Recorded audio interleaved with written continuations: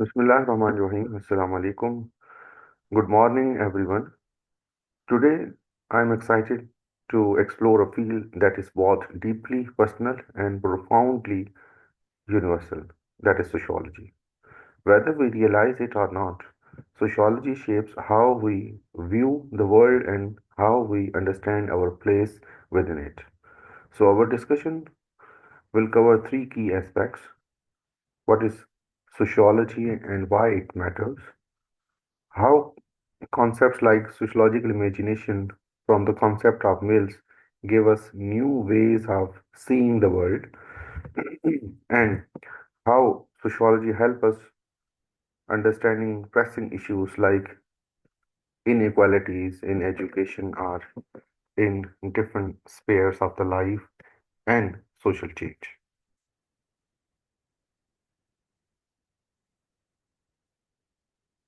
So, what is sociology? Sociology is the study of human interaction and structures that governs our lives. It examines how societies functions, how people relate to one another, and how social forces like culture, economics, and history shapes our behavior. The term sociology was coined by uh, 19th century philosopher Auguste Comte, who envisions it as the queen of the sciences. Why? Because sociology focuses on human beings and their relations.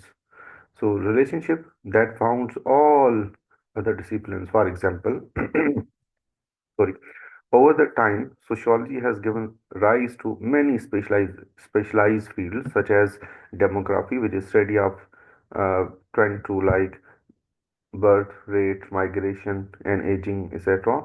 Communication studies, for example, analyzing how people share information, and psychology and others, for example, exploring how individuals behave in group settings. So, this interconnectedness makes sociology unique. It's both as standable disciplines and as a bridge to understand other fields as well. So, why sociology matters? You might wonder, why is sociology important? It's because sociology helps us seeing beyond our individual experiences. It touches us to recognize the patterns and systems that shape our lives.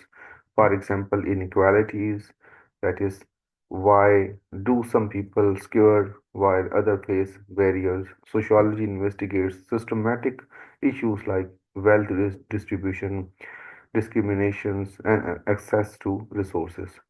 So change is that how do movements like Black Lives Matters or climate activism gain momentum?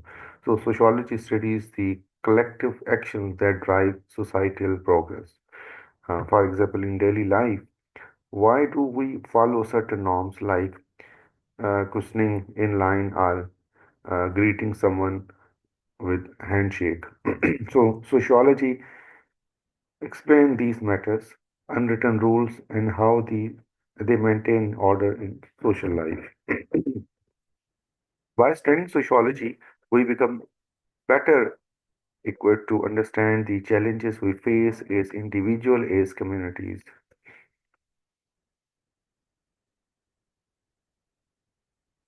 So let's start with the sociological imaginations from the Bill's concepts. Uh, Cornerstone of sociology, the key concept of the sociological imaginations, introduced by the Mills, a professor at Columbia University. This idea encourages us to see the connection between the personal experiences and broader social forces. For instance, imagine a young person struggling to afford college.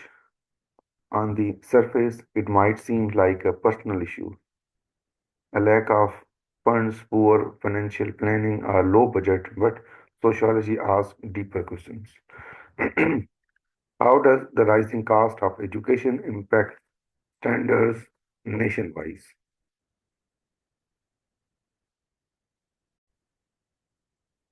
Are these system barriers, such as unequal access to scholarship that disadvantage certain groups?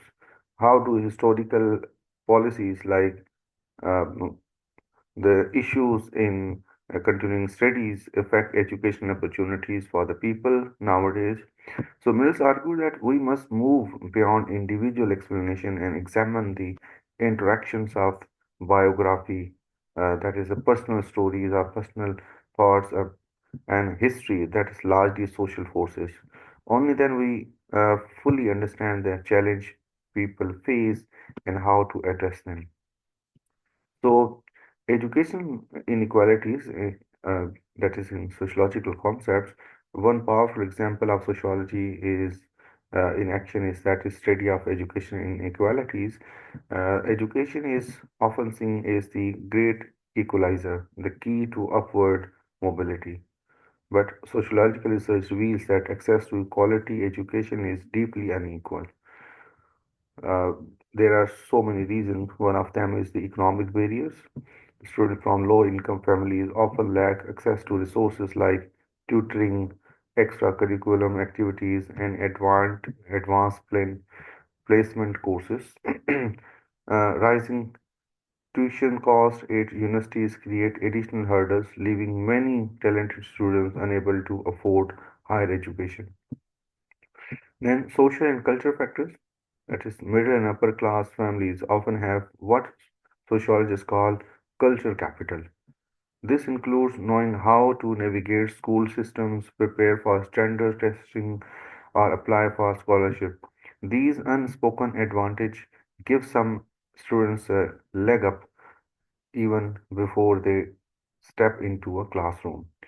Then we move to second, that is a historical context, that is discrimination based on race, gender, or ethnicity has long affected who get access to education. For example, in United States, for example, segregation policies excluded black students from quality schools for decades, and the effects are still felt today. By by studying these patterns, sociology helps us understand why some people thrive while others are left behind.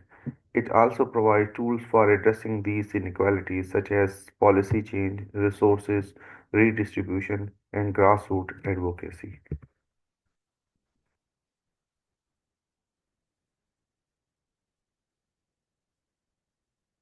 So, how sociology unites us? One of the most beautiful aspects of sociology is its ability to highlight the connection between us. It, its core, sociology reminds us that we are a part of something larger than ourselves. So, a society where our actions impact our others and vice versa. So, some of the things are very important. For example, shared experiences. Why may come from different background, but many of other colleagues like finding meaningful work, assessing healthcare, or balancing family responsibilities are universal. So, recognizing these shared experiences, fostering empathy and understanding. Then the second one is global perspective. That is, sociology does not stop at national borders. It examines global issues like climate change, migration, and poverty, showing how interconnected we are.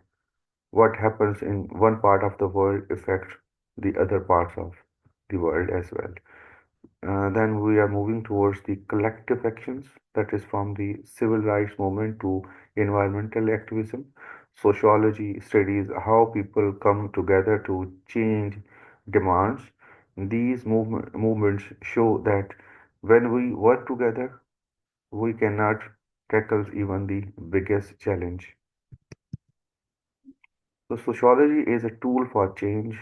Sociology is not just about understanding the world, it's about improving it. As Mills emphasizing that the sociological imagination is a call to actions by connecting personal struggles to public issues. we can find collective solution. For example, if research reveals that systematic racism affect hiring practices, we can advocate for policies that promote diversity and inclusion to all. Uh, if studies show that urban planning impacts mental health, sociologists can work with those people to design better cities, better the places to resolve those issues. So sociology empowers us to move beyond passive observation and become active participants in creating a more equitable society. So here we conclude the power of sociology. That is, sociology is more an academic discipline. It's a way of seeing the world. It helps us understand the forces that shape our life, from education inequality to social movements, and it reminds us of the connection that unite us. As we continue this journey together, I encourage you to embrace the sociological imagination, think critically about the world around you, ask different questions, and consider how your actions can contribute to positive change. So, together we can uncover the patterns that shape society and work towards a more just and inclusive future. Thank you for being part of this discussion.